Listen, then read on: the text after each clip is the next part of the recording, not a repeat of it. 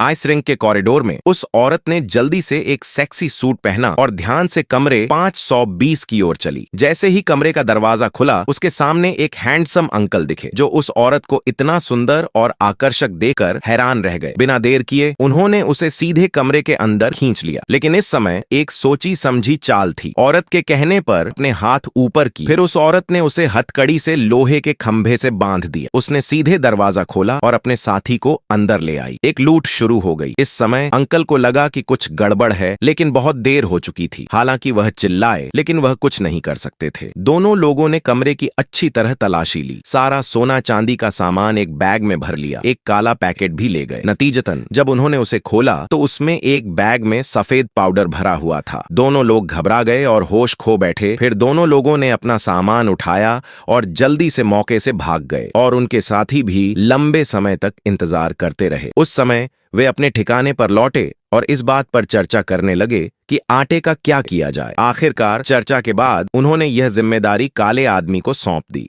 लेकिन वह औरत घर पर बिल्ली को खाना खिला रही थी। अचानक दो नकाब पोश आदमी अंदर घुस आए। मां को नहीं पता था कि क्या हुआ। अचानक उस आदमी ने उसे जमीन पर गिरा दिया। जाने से पहले उसने उसे धमकी दी कि वह उनका सामान वापस कर दे और पुलिस को फोन न करे। अनजान काले आदमी ने खरीदार ढूंढ लिया था।